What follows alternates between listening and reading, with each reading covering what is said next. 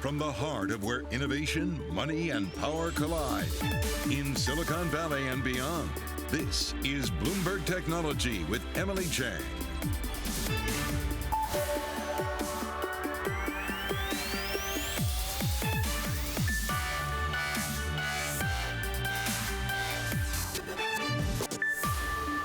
I'm Emily Chang in San Francisco, and this is Bloomberg Technology. Coming up in the next hour, Amazon's first quarterly report under CEO Andy Jassy. The e-commerce giant's forecast falling short of estimates. We'll talk about the post-pandemic future of Amazon.com. Plus, Robinhood out with a muted debut. Shares closing 8.5% below the IPO price, which already landed at the bottom of their initial pricing range. I'll speak to CEO Vlad Tenev. We'll have his reaction. And Nikola's founder charged with lying to investors about the electric car company's technology.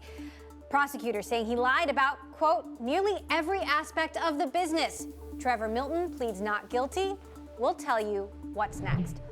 All that in a moment, but first let's get a look at the markets. A lot of eyes were on Robinhood, but there were a few other things happening in the markets today. Let's get to our Kriti Gupta. Kriti, take it away. Well, Emily, let's just start macro here because it was a positive day, a little bit light volume, but I really want to show you what did poorly here. And I want to start off with that Golden Dragon Index, those Chinese ADRs down once again. So that kind of momentary optimism you saw coming out of China, perhaps there was this turnaround in regulatory scrutiny. Investors didn't think so, and you saw it drop down about 0.5%. Still not as bad as previously in the past couple of sessions, but still not great. And of course, you have the NASDAQ Biotech Index as well, down 0.8%, not in line with that tech trade today. It's worth mentioning that broadly, tech didn't do that great today, and you'll see why as we get to the earnings picture. But I also want to mention Bitcoin flat on the day, so that risk-taking ability, not so green today. And I really want to show you the earnings narrative because that's really where a lot of the action has been, at least after hours in particular. Let's start with Amazon at the top because you start to see that 7% decline.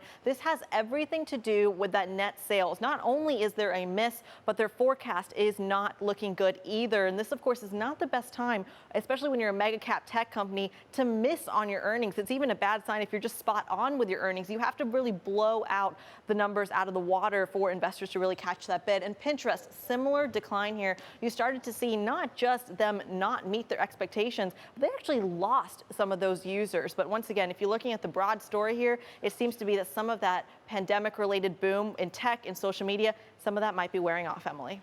A lot of red there. Okay, Kriti Gupta, thanks so much. I want to stick with Amazon and bring in Melissa Burdick, co-founder and president at PackView and a longtime Amazon veteran. Melissa, always good to have your perspective on this. Look, this is the first quarter being reported out under Andy Jassy. Of course, he wasn't CEO for most of the quarter that they're actually reporting on. But what's your take on this post-pandemic shopping outlook and not living up to expectations? Yeah, great to see you again, Emily. I think it's really interesting. One is I definitely think there's a stronger return to brick and mortar. We actually heard from some of our clients saying that it was stronger than was expected for this quarter. And there's also more options than ever before. The retailers are catching up. There's a lot more competition with curbside delivery, pickup options. So there's a lot of that going on. And Amazon obviously knew that there'd be some softness here. They moved Prime Day into Q2, usually it's Q3, to try to kind of jumpstart sales. One of the interesting things about that as well that I noticed in the earnings was that one of the goals of Prime Day is to grow subscriptions, Prime subscribers. And that was also softer this quarter as well. It's only up 28% versus last quarter. It was up 34%. So competition, return to brick and mortar, things like that. What does Andy Jassy have to prove? I mean, obviously, he's taking over after a legendary run. I'm curious what you're hearing from your former colleagues that still work at the company about what they would like to see. Well, the interesting thing about Andy Jassy, he's really well known at Amazon as an executor, an excellent executor. Also with AWS driving so much profit, his interest is really in profit. And if you could see from this quarter, profit was great, top line sales were softer. So I think that we're going to continue to see that focus on profit.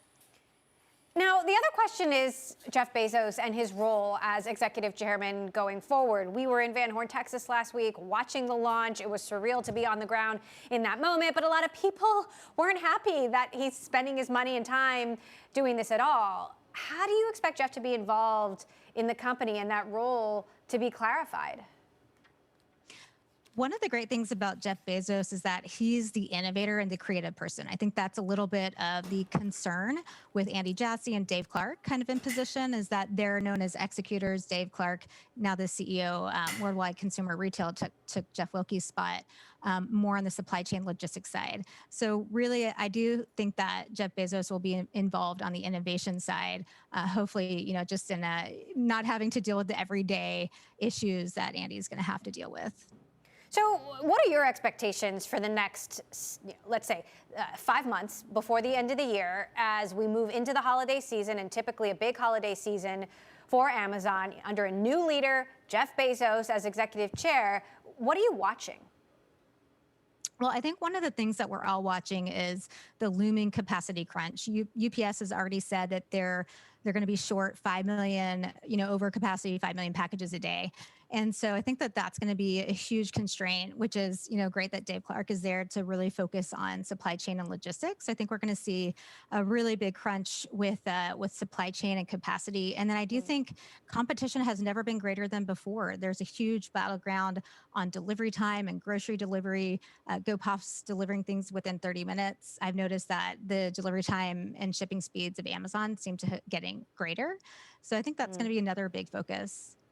I noticed that too, and some things just aren't in stock anymore, and I'm like, why? Melissa Burdick of PackView, always appreciate your input here. Thanks so much for stopping by.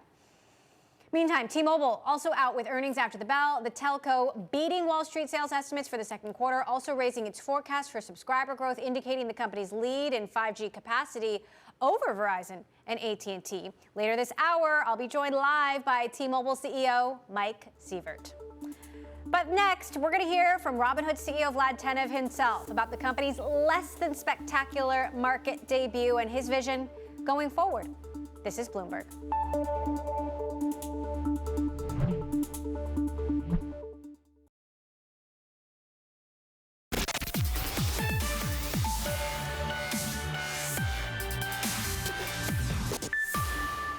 A big yet muted day for Robinhood as the disruptive trading app hit the public markets. Shares quickly slipping below their IPO price of $38, where they began trading, ending the day down almost 8.5%. Investors watching for any sign of what's behind the drop. Bloomberg Sonali Bostic with us now for more. So Sonali, was this the retail allocation? Was this the 2 new regulatory examinations that they revealed this week? Was it the timing or was it something else? It's a great question because as we know, this 8.4% drop, Emily, is the worst debut for a size of IPO of Robinhood or greater. So it was a bigger drop than Uber saw. And as we know, Uber was considered a major flop on Wall Street the day of its listing. With that said, we know that this had a much bigger retail allocation, that there would be volatility in the stock. Sources are saying that this was a lot, indeed, because of the retail allocation, but also questions around the pricing itself. Did they price this too high to begin with? Now, we also spoke earlier today to NASDAQ President Nelson Griggs, who said that it is too early to tell whether it's just retail investors or whether it was also the employees that were able to sell. Remember, 15% of employees and others were able to sell on the front end. What also he said, I know a lot of tech firms watch your show very, very closely, is that investors may be getting a little bit of fatigue when it comes to these IPOs and that we may experience a bit of a slowdown in August. I've got to say that is very different from what I've heard from capital markets bankers the last couple of weeks. Our deals colleagues around the world are seeing the same thing.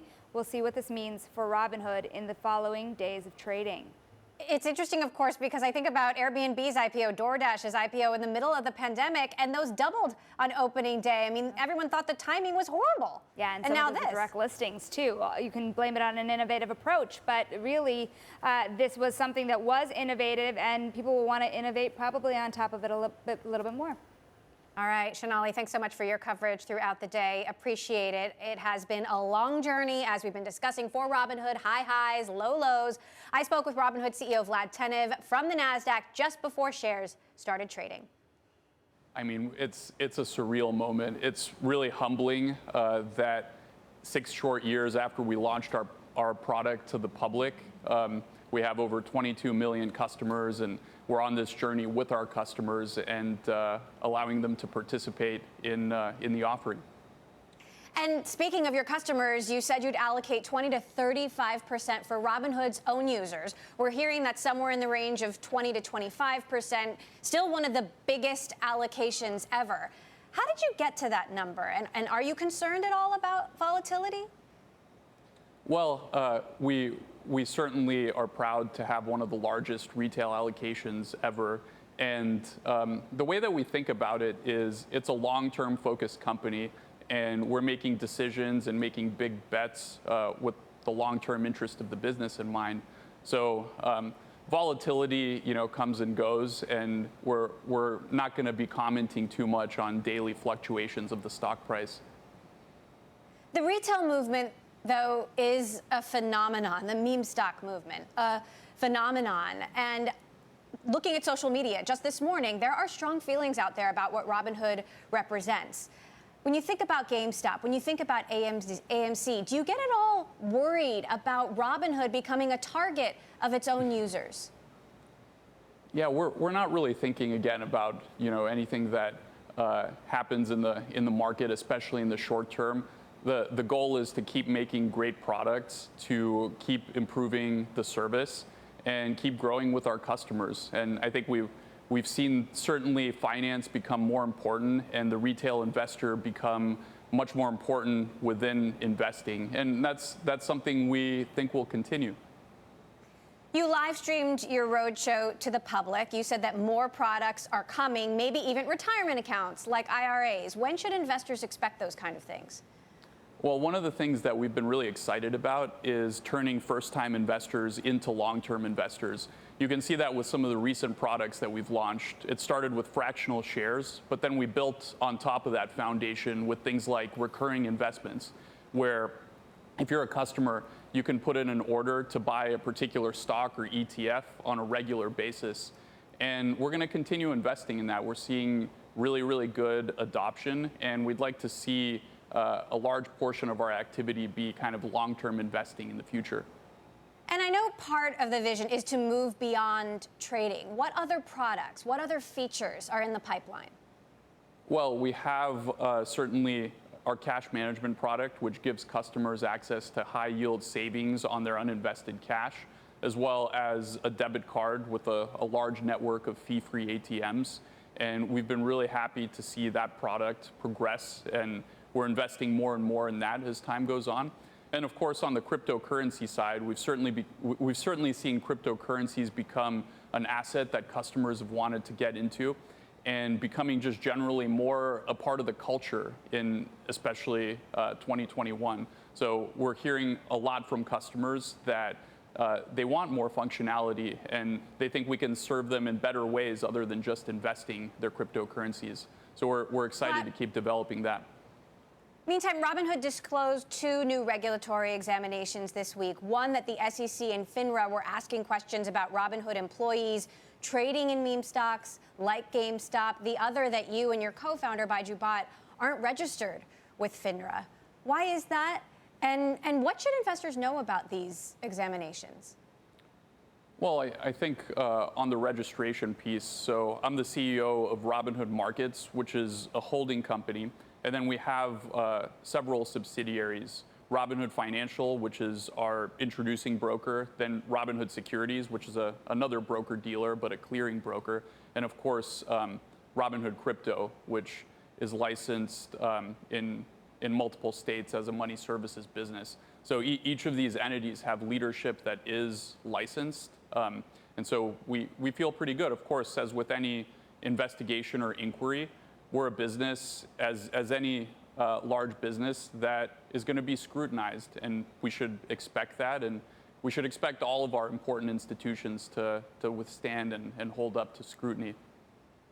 Well, speaking of that, the SEC is also reviewing payment for order flow, which is a huge part of your business, more than 80% of first quarter revenue. How big a risk is that, and how do you evolve the business model not to be so reliant on it?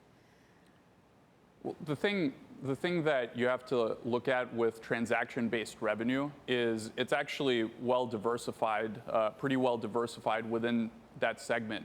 So it's actually 3 different things. We have our equities business, where we accept payment for order flow, our options business as well, and then cryptocurrency, where we accept rebates from market makers. And cryptocurrency has been becoming a larger piece of the overall transaction-based revenue. So we expect that to continue to diversify over time, both outside of transactions and within. And in general, we're proud of the business model that we've introduced. We've put lots of money back in customers' pockets, and that's going to be a big part of what Robinhood stands for and what we continue to do with future products that we launch. Right now, your shares still indicated to open at $38 a piece. This would give the company a diluted value, $33 billion, Vlad. It is a huge number. You told me earlier this year you want investing to be as ubiquitous as online shopping. You want to democratize investing. Not only institutions and wealthy people should have access to it, but to the skeptics out there, to the regulators who are concerned about Robinhood glorifying gambling, how do you plan to prove to them that's not happening, that's not going to happen as a public company? Let me tell you a little bit about our values. So our top value is safety first, and that's actually indicative of how we're allocating our resources as a company. It's not just a poster on the wall, but if you look at things that we're spending our energy and time on, it's making sure our service is reliable, that we're there when customers need us the most, that we provide timely customer support that's high quality, and of course that we provide education for our customers. And we've been putting the bulk of our resources towards these things because we want our customers to be in the best possible position to succeed. So speaking of crypto, there's obviously a lot of volatility there. You've said crypto is vital to the company's future. How do you apply that safety first principle to crypto, and just how big a business will the crypto business be as part of the overall pie? Well, I think we'd like it to be to obviously be a larger part of Robinhood going forward, but we expect our other businesses to continue growing as well. So we're investing money in crypto. Of course, we're investing money on the core brokerage side, and then making cash management better and better, and helping customers spend and save. And I think there's a lot more to be done across the board. Customers are always asking us for more functionality. They want us to deliver more value to them. And it's just a pleasure to keep rolling out products and keep delivering value to customers. My conversation there with Robinhood CEO Vlad Tenev, and hopefully we'll continue that conversation quarter after quarter. Coming up, the founder of EV maker Nikola in court after being charged with making false statements to investors. We'll find out what he said and why prosecutors say his claims don't stack up. Those details next. And I want to take a look at how Disney shares ended the day. The company is being sued by actress Scarlett Johansson, who stars in the latest Marvel installment, Black Widow. She's accusing Disney of breaching her contract by releasing the blockbuster film on Disney Plus at the same time as its theatrical debut, which meant her planned payout was cut. This is Bloomberg.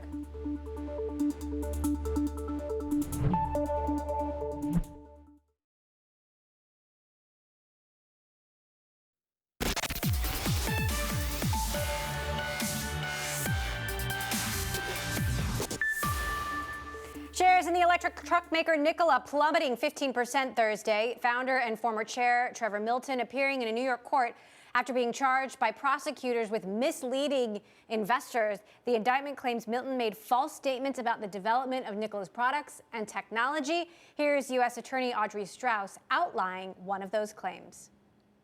Milton claimed that the Nikola One, which is portrayed here, one of the early prototypes in Nikola's business, could be driven, when in fact the closest it ever came to driving was when a group of Nikola engineers took it to the top of a hill and rolled it down so it could be filmed for a commercial.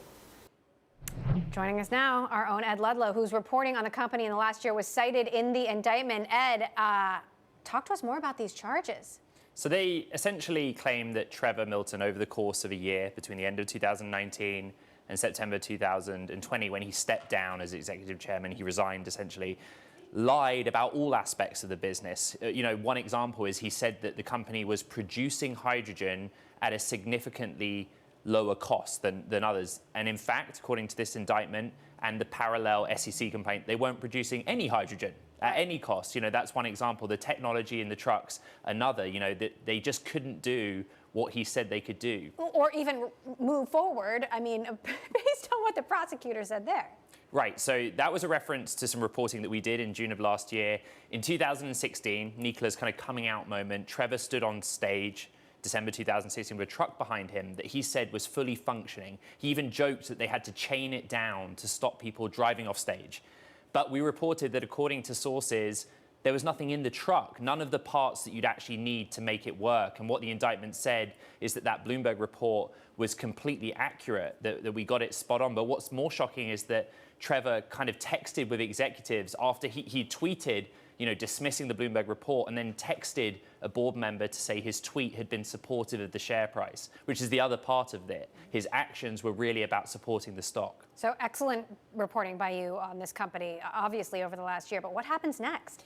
So he's on bail, a $100 million bail bond, which is tied to 2 homes that he owns in Utah.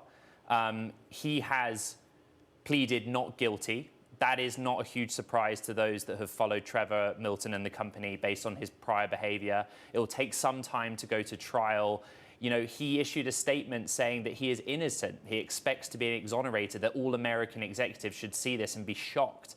But he'll face trial on those charges. And remember, this isn't just New York prosecutors. There's a parallel SEC complaint as well, criminal and securities charges. And Nikola's, still a public company, new CEO. How is the company actually doing now, and how are they responding to these charges? The share price has been on a wild ride, right? At one point, it had a market cap greater than Ford. It's fallen to $5 billion.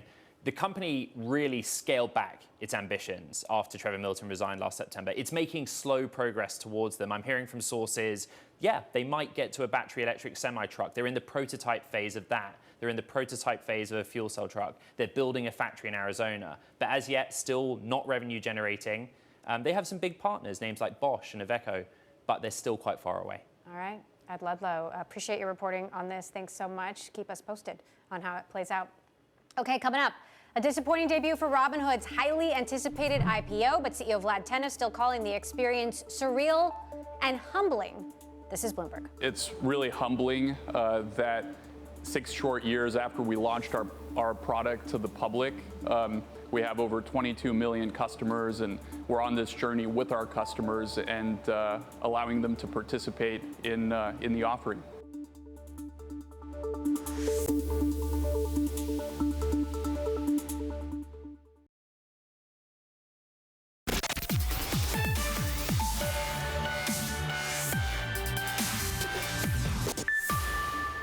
Welcome back to Bloomberg Technology. I'm Emily Chang in San Francisco. I want to get back to the day's market moves, including one of this year's biggest IPOs, Robinhood, hitting the NASDAQ. Our Kriti Gupta back with us. A big one, Kriti, but not as big as some expected.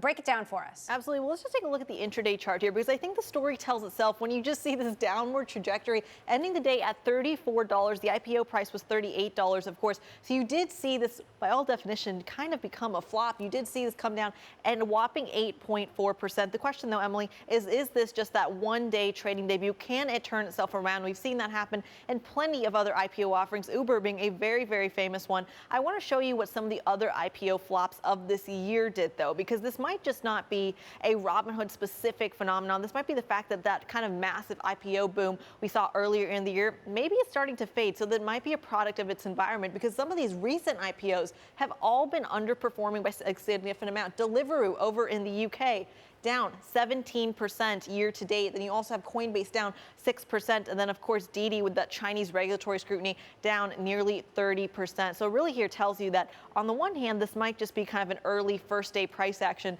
But then if it falls in line with some of these other IPOs, maybe this is the start of a much longer term trend. Interesting. Okay, Kriti, thanks so much for that. I want to talk a little bit more about Robinhood now. Despite shares falling after going public, the offering delivered outstanding returns for early investors in the trading app. They include Index Ventures, NEA, Ribbit Capital, their stakes combined now worth $7.4 billion post-IPO. NEA partner and Robinhood board observer Vanessa Larco with us now from the NASDAQ. So, from your perspective, Vanessa, a huge success. I believe NEA's stake is now worth billions of dollars. Given that you've been an observer on the board for this journey, talk to us about how far they've come. I mean, it's been a long road with some ups and downs. Yeah, I mean, like any company, from the early creation to this, pretty monumental milestone, there's going to be a lot of ups and downs. And especially in the industry we're in, there's going to be even more. Highs are high, and the lows can be pretty tough. But overall, it's an incredible team with a really important mission, and it's made a massive impact on things in a very short amount of time. So it's been a wild ride, but incredibly rewarding. Look, I know it's still a $30 billion company, but shares priced at the low end of the range and then fell below that IPO price. I mean, is there any level of disappointment here that it was a more muted debut? No, I mean, I think a $30 billion valuation is a great start for the company. I am very excited about the prospects of everything that we have coming down the pipe in the next few years. And so, it's one day. It's just a moment in time. And I think the future is really exciting, and I continue to be very excited about the company. You've talked a lot with the team and the founders, and I think they're exceptional. And I think, we're all soaking in this moment, and it's been quite a day. We've heard a lot of opinions today about the timing. Some people say they waited too long. Some people said, oh, they should have waited, for some of this regulatory scrutiny to pass. I mean, do you think timing had something to do with where we ended up today? Do you think it had something to do with the retail allocation, which was bigger than any company in recent history, or was it something else? I'm not one to speculate on public markets. I'm an early stage investor. But regarding timing, for all the companies I work with, timing there's a lot of reasons to go out sooner, there's a lot of reasons to go out later. But when we looked at the overall picture of where the company is and where we think it's going, and we wanted to let in the retail customer in earlier than later, because we know a lot of value gets generated when they get to jump in and participate and be a part of a company earlier. So there was a lot of different things that we weighed, but I think the timing was what we wanted it to be. So when you look at the future of the company, I mean, Vlad earlier talked about new products he wants to launch. We talked about IRAs. We talked about how crypto is becoming an increasingly bigger part of transactions. We talked about not relying so much on trading per se, but other products. How do you see the vision evolving, the product evolving in the years to come? Yeah, well, I think the really great part about working with this company is that they're extremely focused on the user. They spend a lot of time talking to their customers, focus group surveys, direct one-on-one conversations, and through that we tease out what are the things that they need, what are the things that they're asking for, and then how do we put a Robinhood spin on it? How do we make it really different than the things that exist today? How do we innovate in a system that hasn't really been innovated on a whole lot in a few decades? So, it's evolving. We keep launching new products every year, all with the intent of making our customers successful and making our customers happy. And I think you'll see a lot more of that in the coming months. Now, Vanessa, I'm not going to lie. Every time we do reporting on Robinhood, I get a ton of replies on social media. There are people that still feel burned by what happened in January. There's a lot of anti-Robinhood sentiment, even if these are people who are still using the app. And yet, Vlad and Baiju, you've known them for a long time. You know them as people. We saw that video of Vlad ringing the bell with his daughter there on the NASDAQ. Talk to us. Give us some perspective on where they're coming from, because I think there are some users out there who still feel like they were cheated in some way, and perhaps that was not the intention. Well, that was definitely not the intention. I think you can't find founders that are more maniacally focused on making their customers happy. So it was hard to see that the criticism go in that direction, because they care a lot, and I think they did everything in their power to abide by the regulations that we have in place for a lot of good reasons. and to also do right by their customers. And it was a once in a lifetime. We've never seen anything like this. It was unprecedented. And I think the way we maneuvered around it, was constantly with a customer in mind. And it's hard. It's hard to see the criticisms. It's hard to hear that people don't feel like we did everything we could for our users, because I can tell you that behind the scenes, that was absolutely the core of focus. All right. Well, as Vlad told us, it's not about day one, it's about every day to come. So we'll be watching how the company performs and what they develop in the years to come. NEA partner and Robinhood board observer Vanessa Larco, thanks so much for joining us. All right, coming up, T-Mobile out with its latest results. I'm going to speak to CEO Mike Sievert next. This is Bloomberg.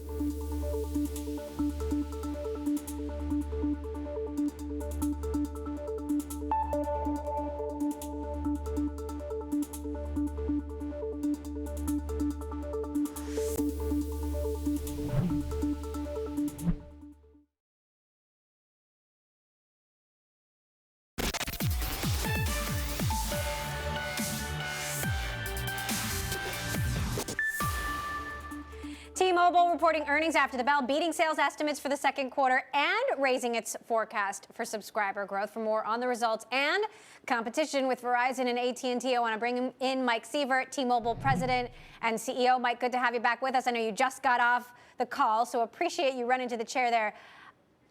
What I don't get about the smartphone market, this is a mature market, and yet you keep adding subscribers. How is that possible? This was actually the best quarter in our history when it comes to new postpaid overall billing account relationships. Amazing, 349,000 accounts and 1.3 million postpaid net adds on them. And, look, our strategy here is to build the best 5G network and make that famous and have customers find their way to it. And we're years ahead of the other guys, and customers are noticing. There's also a transference with this vibrant economy from the prepaid sector, and you see lots of losses on prepaid from brands like TracFone and Boost, and those are contributing to the postpaid market. But for us, it's all about getting our value proposition in front of businesses and consumers and having them switch from the other guys to T-Mobile. Now, you're going to be giving a keynote at CES. Congratulations. We'll be watching that. And I know T-Mobile has been touting for a long time now 5G as a differentiator.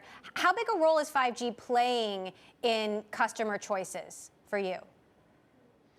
Well, it's one of the reasons I wanted to go do that keynote. One of the big questions everybody asks is, okay, 5G's here, it's faster, but what am I going to really get for it? How's it going to change my life? And we want to stop and talk about that because there's so much incredible development happening across the ecosystem to take advantage of 5G networks. And, I back up to 2010 when 4G first came out, and hardware and software innovators, the biggest companies in the world like Facebook, Google, Amazon, et cetera, pivoted their strategies around 4G. And then so did small companies and garages that became unicorns. That's happening again with 5G. And this is a network capability that's 8-10 times faster than 4G. Super high capacity. Things like our ability to get after home broadband and welcome millions of home broadband users without them having to deal with their cable companies. And that's an amazing use case in and of itself. Now, I know you talk about 5G capacity, how much 5G coverage you have, but how many 5G customers do you actually have who have 5G-enabled phones and are actually using the network? Well, it's growing very rapidly. We have a higher number than what we heard Verizon disclose, their 20% earlier this week, but we didn't disclose our number other than to say it's growing very rapidly. And there's a reason for that. We're really after this. For us, we want customers on 5G as quickly as possible because we have the best 5G, and it's contributing to the lowest churn in the industry. The T-Mobile brand has the lowest churn in this entire industry right now. That means people aren't leaving us. They love this network and this value proposition. And sequentially, we also saw the biggest overall churn improvement from Q1 to Q2. And so it's really important that people get this technology and see for themselves what it can do. Because otherwise, they're just going on reputation. And, when it comes to network reputation, if you look back at the 4G era, Verizon had that crown. And for us, now that we're the real leader, our big job is to make sure everybody knows it. Now, T-Mobile has some of the cheapest plans still, but also some of the more expensive plans. And I wonder, can that keep up or does something have to give?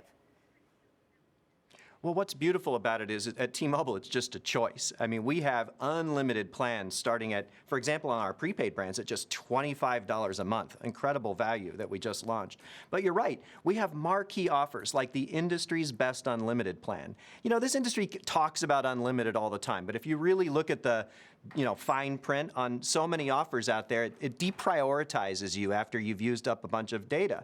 Well, this is Magenta Max at a higher price, which is just a choice, is the true unlimited plan, maybe the best unlimited plan in the country when you factor in that it's on the nation's biggest, fastest, and most available 5G network.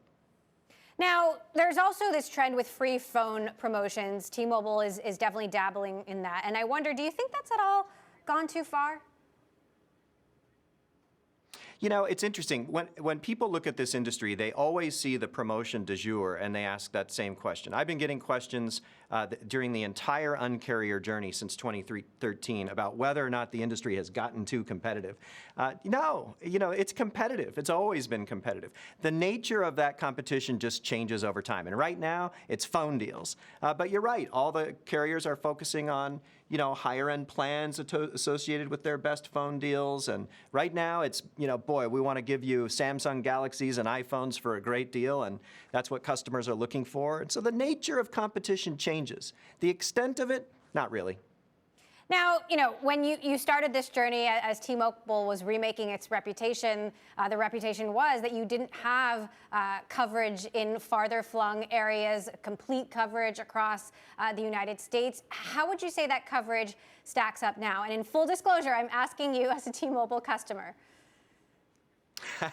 We were a distant fourth. And brands are powerful but stubborn. We're famous for taking care of customers and loving them and having the best deals. But now that we're the best 5G network, we've got a ways to go to convince everybody of that, because it's not how they've always thought of us. Because the fact of the matter is, a few years ago, we weren't the best network. And now we have this amazing opportunity. So we're really laser focused on making sure everybody understands, whether it's through word of mouth, through proving it to people, through advertising, through getting our customers those 5G phones, because we cover today, as of today, 305 million people with 5G, and half the population, 165 million people, with ultra capacity 5G, the good stuff, 350 megabits per second on average today. And it's amazing how far ahead we've gotten versus the other big guys, and we're only accelerating the pace. And talking about the other big guys, they seem to be having some strategic vision issues. Obviously, we saw AT&T getting into content, getting out of content, Verizon's content efforts not really taking off. I mean, do you think the phone industry is moving beyond that and going to compete on the fundamentals, or do you think we're still going to see these experiments, if you will?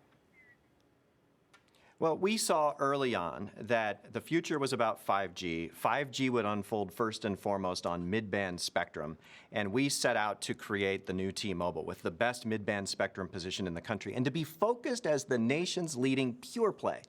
And that has turned out to be prescient, because now the big companies, AT&T and Verizon, have decided to completely pivot their strategies to try and emulate what we're doing. The challenge with that is they're a few years behind, and we think we have the wherewithal to stay ahead for the duration of the 5G era. Verizon is shedding their 1990s.com assets, AT&T now backing out of media assets and focusing on their knitting. Together, they spent $85 billion on a big mid-band spectrum auction to try but fail to catch up to us. And so, yeah, it's nice to see that the industry is going to focus on the knitting, because that's what we're best at, and it plays to our strengths. Good old magenta knitting. Mike Sievert, T-Mobile President and CEO, I'll let you get back to your investors. Thanks so much for stopping by.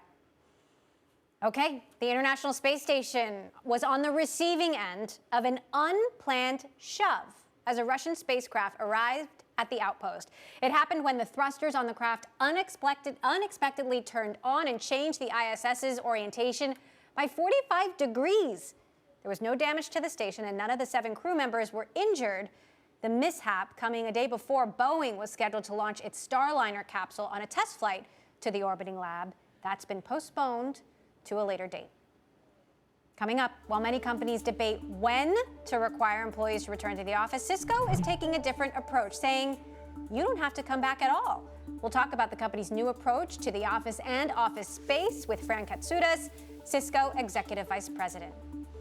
And take a look at Pinterest. Shares still plummeting after hours. The social media company losing 24 million monthly active users in the last quarter. Also declining to give a forecast for MAUs for the third quarter, citing uncertainty over the evolution of the pandemic. This is Bloomberg.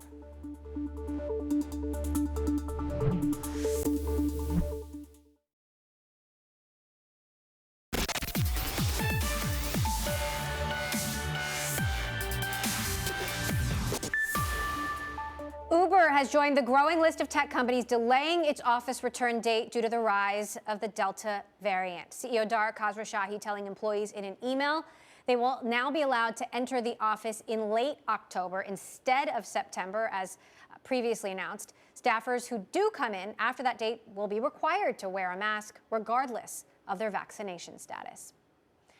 We've been covering the return to work trends here for months, and suffice it to say, the office as we know it has changed forever. Cisco just announced that they won't be calling employees back permanently. Their future model is hybrid with no fixed mandate on the number of days in or out of the office. Joining us now to talk about it, Cisco's future of work and the plans going forward, Fran Katsoudas, Cisco Executive Vice President. Fran, great to have you back here on the show. So do I get this right? Nobody has to come back to Cisco's offices if they don't want to? What I would say, Emily, and it's great to be with you, by the way, is that the world of work is way too dynamic to have one approach for all employees. And so what we are doing at Cisco is we are empowering our leaders and teams to make decisions about how they work based on the work that they do and the personal preference of the team. Over the last few years, we have invested in the capability of our teams. We're a big believer that if we get teams right, we win. And so we're going to decentralize that decision and trust our teams to figure out what works, and we're going to take it in 3-month increments. And so we'll have teams decide how they want to start. They'll work for a few months. We'll help our teams facilitate that, assess, and then move on to tweaking the model. What we realize is the innovation and the agility that we bring to technology, we have to bring to the way in which we work as well. That's interesting. So if somebody said right now, I don't want to come back at all, 5 days a week, that would be okay at this moment? So what we would say is that a team leader facilitates the team in talking about how the team should work. And depending on the work, some of our teams will actually have to be in the office, but they're going to decide for a team. Does that mean that you come in twice a week? Does that mean that you come in perhaps 2 days a month? And we know that there's going to be variability around the work. Something that we know at Cisco is before the pandemic, only 63% of our people were coming in 4 to 5 days of the week. What we now know when we survey our employees is that only 23% of our people want to work that way. And so it's going to be very dynamic, but we want to give them choice while we look at business need. I like the 3-month increments because it sort of speaks to the idea that companies need to have a growth mindset and be willing to learn as this journey continues. What about vaccines? We just saw Google and Facebook mandating vaccines. Will you require vaccines for people who do come to the office? You know, we have been. Back in June, we made the decision to open up the offices to the employees that are fully vaccinated. And so we have been doing that through the month of July. Our plan was to look at July and August as transition months. And we were going to slowly bring employees back in that are vaccinated. And the other thing that we were going to do is really focus on leadership capabilities. We think our leaders play a big role in hybrid and navigating through the way in which teams work. And so we're doing some great leadership training, but also we're going to focus on well-being. We announced a partnership with Thrive earlier in the month, where we plan to really focus on those 2 items in August. In preparation for a September go live, we now think that that'll be pushed back by about a month. Cisco WebEx, of course, has been critical in keeping so many employees and employers connected. What does this mean for your physical office footprint? I mean, Cisco's a giant company with offices around the world. As you shift to this model, does that mean you're scaling back on real estate too? So 2 things that I would say. The first is that the WebEx changes have been phenomenal because WebEx has really leaned into an inclusive product and driving this ability, whether you're working from home or in the office, to have a very different and improved experience. That's something that we're really proud of. What that means is that when we come into the office, it's really going to be for team events. It's going to be to build connection. It's going to be to meet with customers. We're not going to come in the office to work on WebEx and do email. And so we're going to be really thoughtful. And so what I would say, Emily, is that the space that we have in the office, which was incredibly individually allocated, is now going to be really focused on teams and creating those huddle spaces that allow us to collaborate. Interesting. All right, Fran Katsoudas, thanks for laying it out so clearly. Cisco Executive Vice President, appreciate you taking the time to join us. And that does it for this edition of Bloomberg Technology. Tune in Friday. We're going to be joined by MicroStrategy CEO Michael Saylor and Andreessen Horowitz's Katie Hawn, as well as the CEO of GoPuff. That's tomorrow, right here on Bloomberg Tech.